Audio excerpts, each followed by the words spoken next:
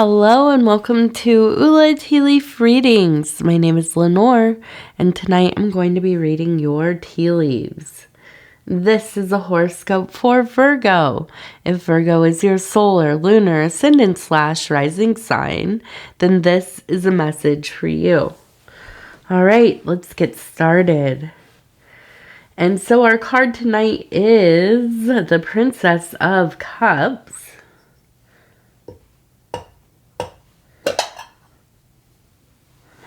And let's see what these tea leaves have to say tonight. And so if you have not subscribed yet, please think about doing that. You can hit the little bell. It'll let you know when the next videos are coming out. It is free to subscribe. And I just want to apologize again for my voice and my breathing and my, just stuffiness. We have had the flu. It's getting better slowly, but it is still just kind of lingering.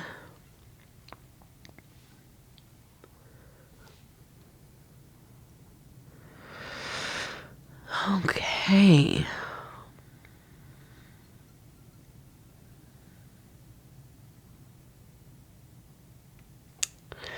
So the first one I want to look at is right here. Now,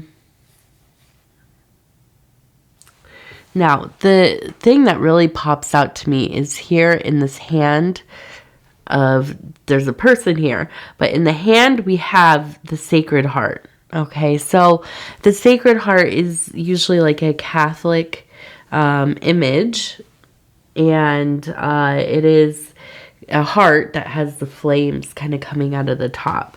And this is a expression of agape, the love of Christ or God, and one's direct relationship with the divine. Okay, so now on this channel, right, we are completely inclusive of all religions. I am not affiliated with any religion or spiritual movement or occult system or anything like that. So we talk about these symbols, these icons and images and so on.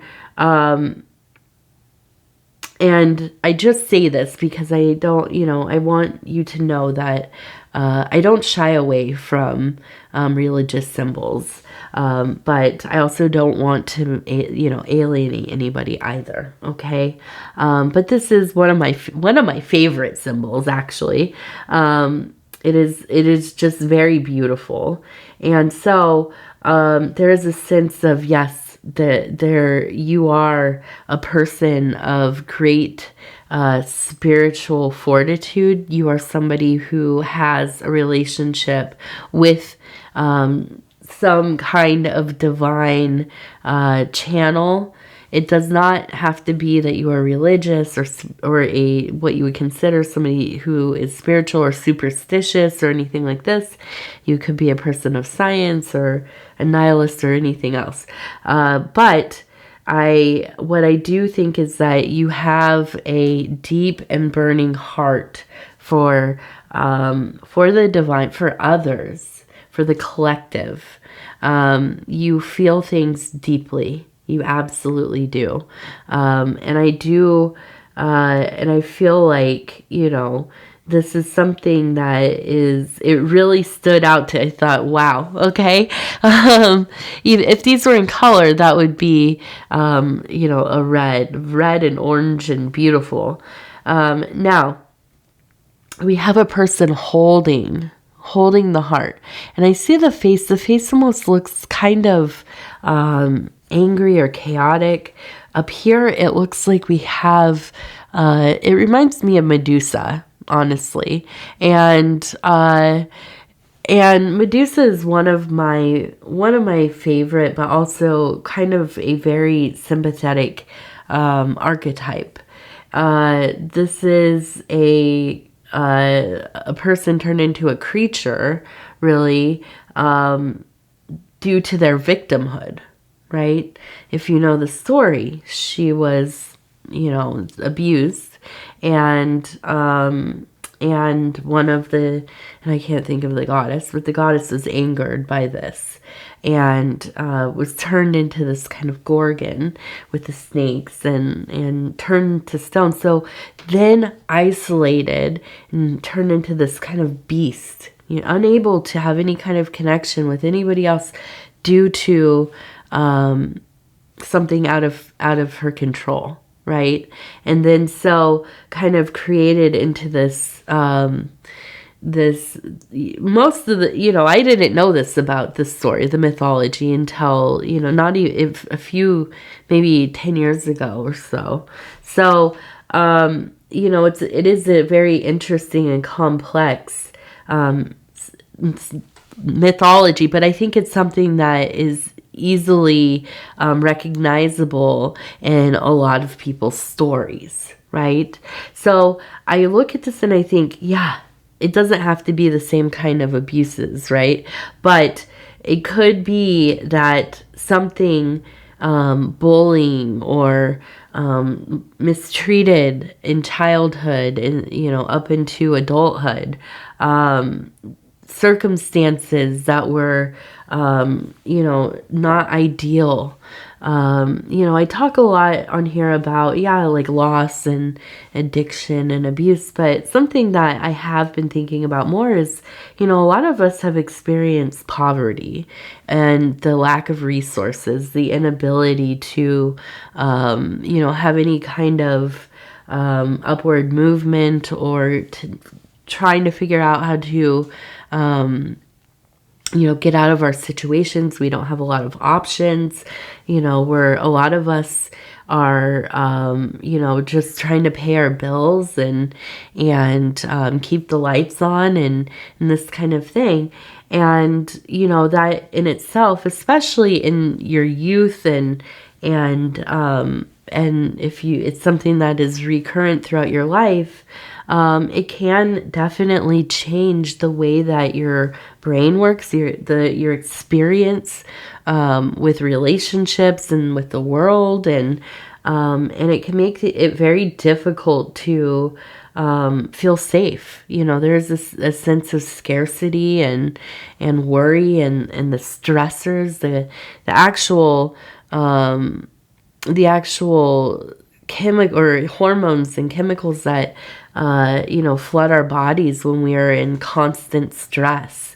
So I feel like you identify with this in some way. Whatever it was, whatever the things were, it was maybe even more than one thing, created an environment where sometimes, you can feel pretty angry. You can feel, pretty hopeless. You can maybe have trouble having relationships or trusting people. That is, it's a loop, right? It perpetuates the same feelings over and over again. But here's the thing. I think that you also have really developed this interior relationship with God, the divine. This kind of pseudo isolation. Now, I don't know that you're like out in the middle of the forest, nobody around.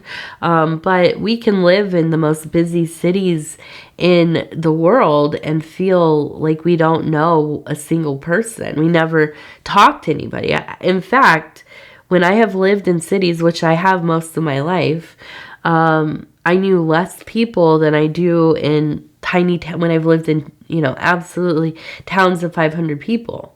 And then I knew a lot of things, and I knew a lot of people, and I knew,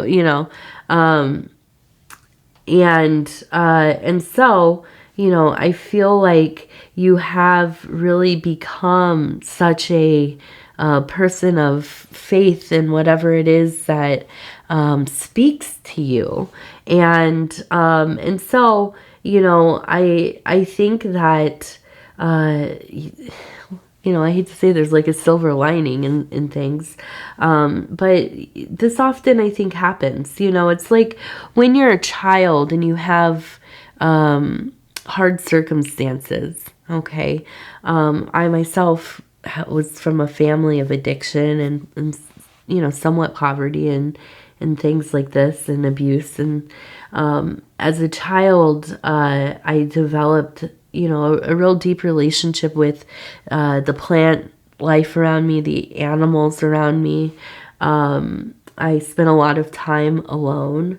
I had very kind of vivid, you know, imagination and scenarios and, you know, and it was coping, but it also led me to be quite a creative person, you know.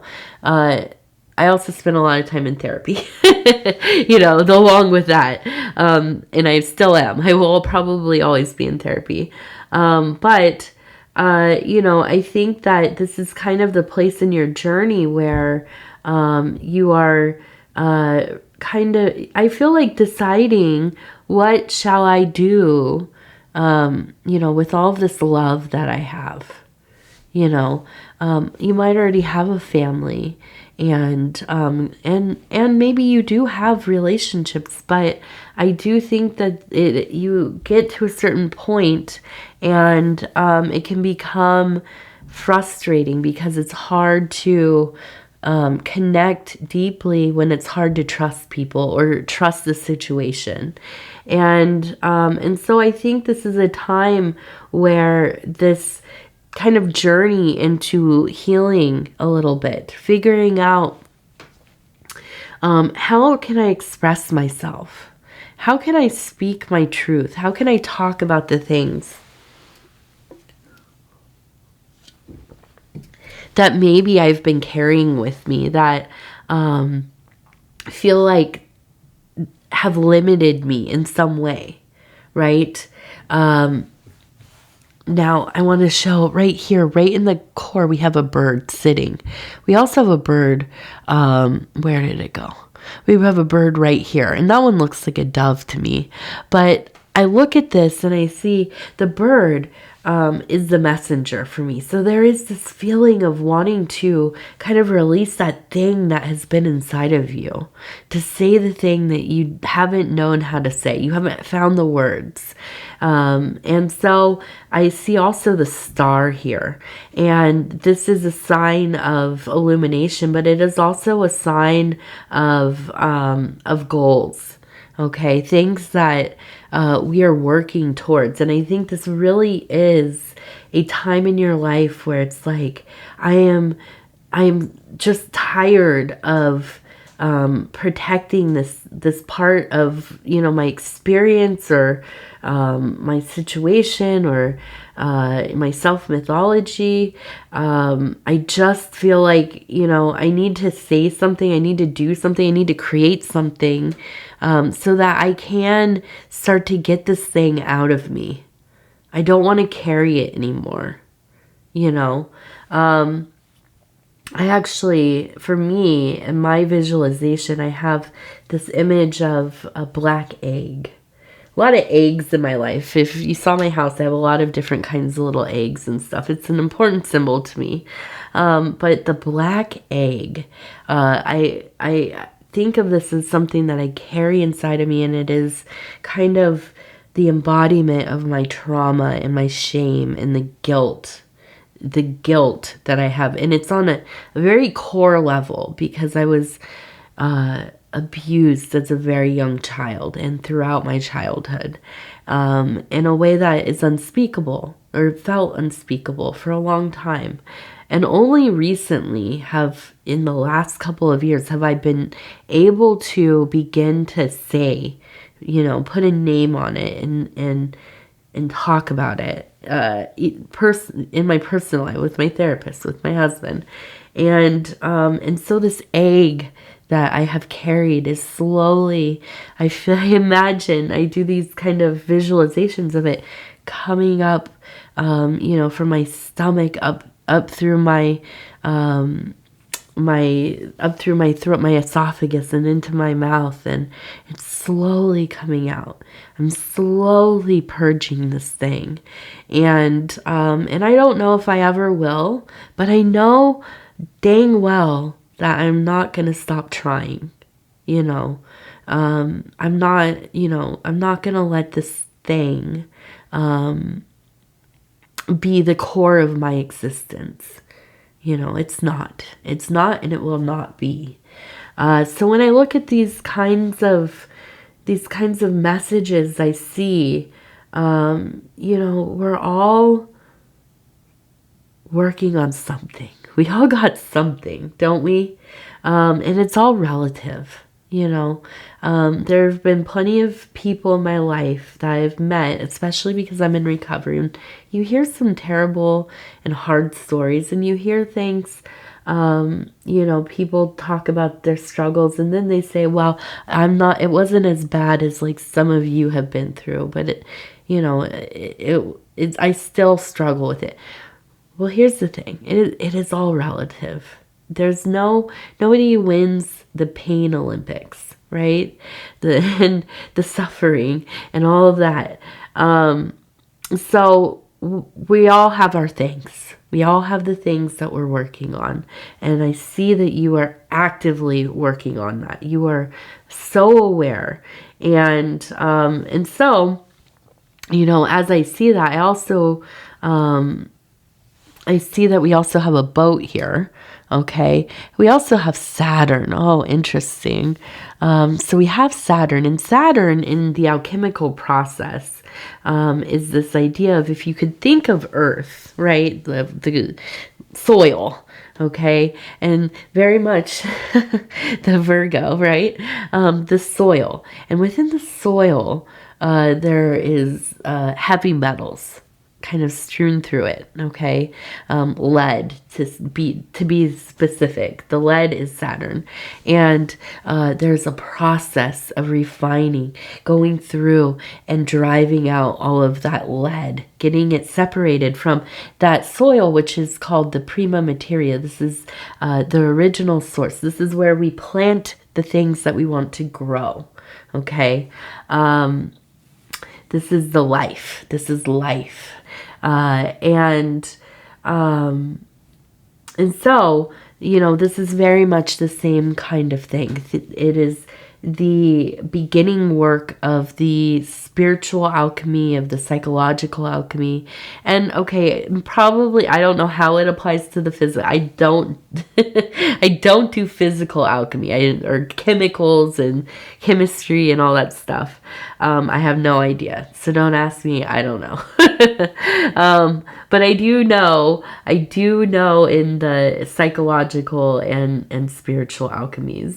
So, very much. And we also with the boat, okay, the boat is an image of movement, okay? We're not sitting still when the boat is going. This is clearing out those blockages. And it is emotional work. It is sometimes almost a tsunami. It can feel so very overwhelming. But it is the important work that we must do. Okay. And you are doing it. You are doing it.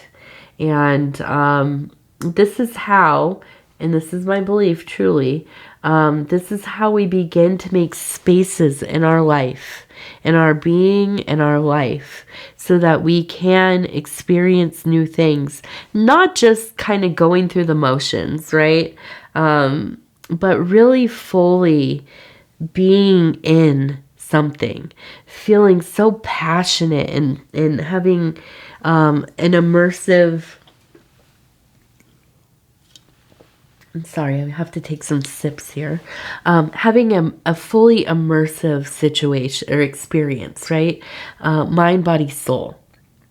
You know, I think about this a lot with my daughter. She's 4. And so we do a lot of different things. Even things I've never done. Absolutely. Like just to get her out there to see the world, to, you know, see things and do things. And sometimes I find myself just really going through the motions of it, because it's a lot of work, right? You know, hurting a child and keeping them safe and not getting cranky is a lot of work. But, you know, there are times when I catch myself and I think, this is an opportunity.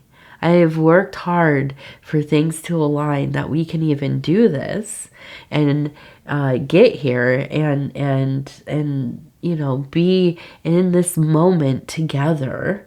And so I got to get it together. I need to snap out of it, and I need to be, you know, as open as I can, opening my heart, opening my mind, right? The ability to get down into that place where, you know, my child is, to be in awe, to be, you know, engaged in that place of exploration. And, oh, just, you know, even just going around and saying, you know, positive things, but talking about, like, what is, you know, how does this feel, and what colors are here, and how do those make us feel?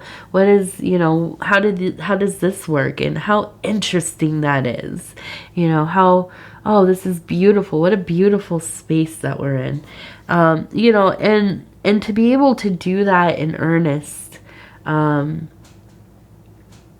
that is the product of letting go of some of this junk that the things that eat away at us, the things that make us feel not good enough, the things that have us casting that evil eye upon the world, right? And we do sometimes. You know, we've all had those days we wake up and we think, ugh, it's going to be a poop of a day, and, you know, traffic's going to be slow, and it's going to be too hot or too cold, and, you know, dang it, I'm not going to have enough time for this or that, and, you know, whatever it is, all the things that we kind of gripe about to ourselves, you know, and we all do it. We all do it. But, you know, to live in that way over and over and over and over, to have that, I mean, it really, if you follow the string back, it really is attached to the things, the beliefs about the world that we carry due to these happenings, or these experiences, or these, you know, the ideas that we form because of, and it's like it kind of slowly poisons us over time. So when we do that work, when we move that energy, when we start to push those blockages free, there is space. There's space there. And, you know, hopefully we fill it with beautiful experiences and things, and questions, big questions, and moments of awe, to become inspired, to, you know, be kind, to be of service, and to be kind to others, you know, to make somebody's day a little bit easier, you know, and it doesn't have to be a big, you know, show of anything, but just a simple, you know, helping somebody out, or, you know, how are you doing? And then staying and listening, you know, not just quickly. So anyways, I feel like you're really in this place where, it's not always easy. It's not.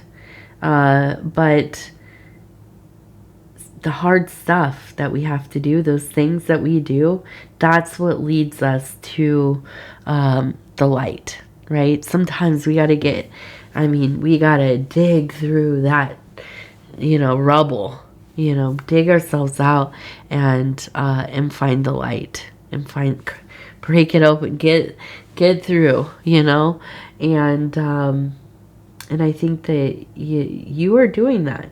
You are doing that in your own way, in your own time, whatever it looks like. Okay, so we also have a person's, like, next to, let's see, what kind of bird are you? It looks like a goose. It also looks like it's laying an egg. So we have I have the egg going again. The golden goose, right? We have a heart. We have a dolphin. And we have a 3. We also have a television. So I feel like there's a sense of growing psychic ability. We have the dolphin. That, to me, the dolphin always indicates there's a strong psychic or clairvoyant ability. And so with the goose, I think of the, you know, the golden goose. There's this blessing, and it is truly a blessing. It is a gift. It is, you know, to receive the fortune of whatever. But in this case, I think that really it is this ability to kind of see through things, to see the honey of it all, right? You look at the subtle and it just looks, you know, to most people this boring. But you see those hidden aspects.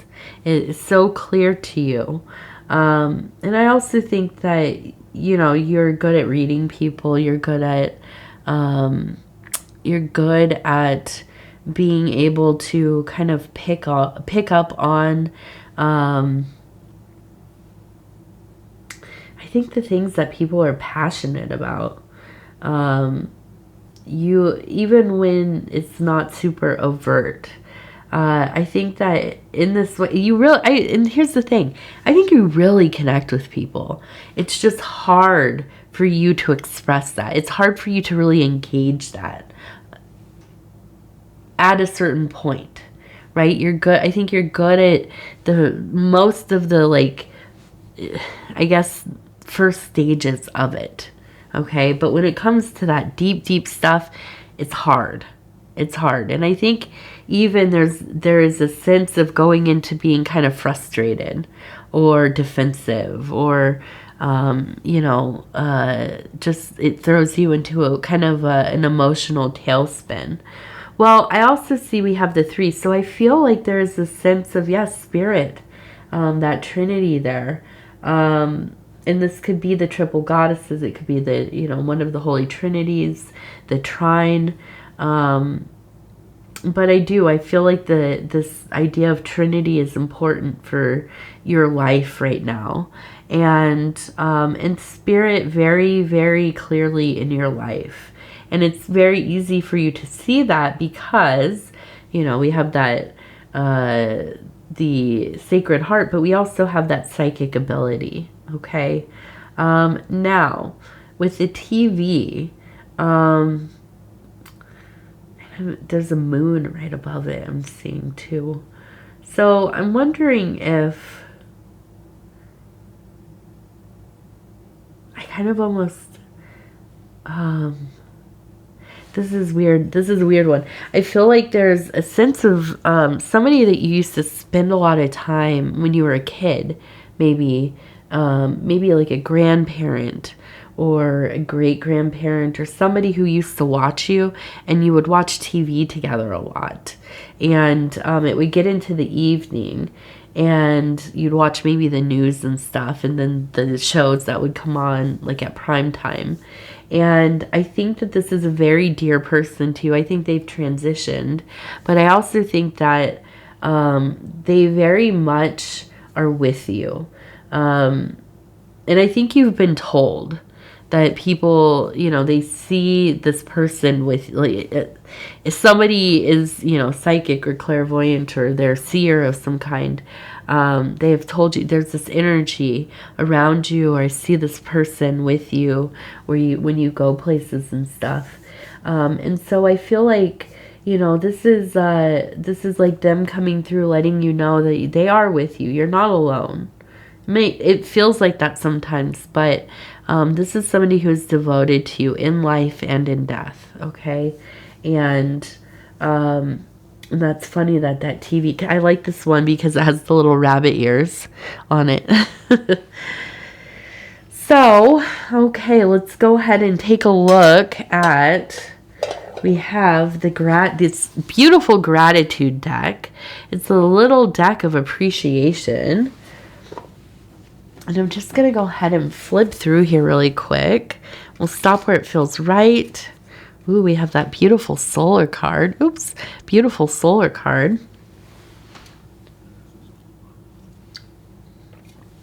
Okay. It says it's only a day. Each new day is an opportunity to start again. Yes. I'll tell you what. I needed this, like, when was it? Yesterday or the day before? I was talking to somebody and in person. Okay, so this is even harder for me. I have social anxiety, but I also I am neurodivergent. If you know, if I haven't said that, I have said, but and we were talking, and at this, and it's a professional conversation. So at this really awkward time, I was picking up social cues that he was trying to say something funny, or it didn't match what he was saying really to me. But I laughed like hysterically in this moment that was about a warranty on something, and he just looked like kind of, you know, like, okay, but then kept going, right? He didn't point it out or anything.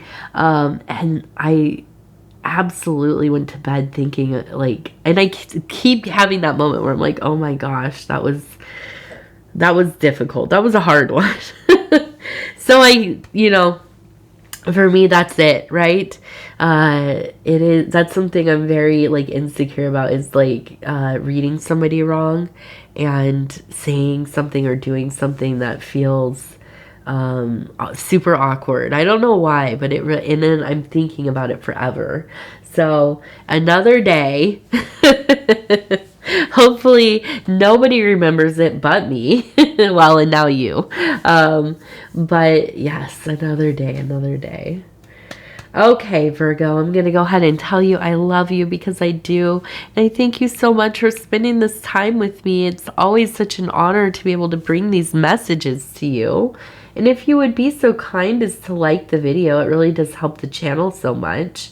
And if you have not subscribed yet, please think about doing that. You can hit that little bell. It'll let you know when the next videos are coming out. And if you would like to leave a comment, please do. I read them all. They mean the world to me. And yeah, I think that's it. So I thank you. I love you. Take care of yourself. Have a wonderful few days, and we'll talk again real soon.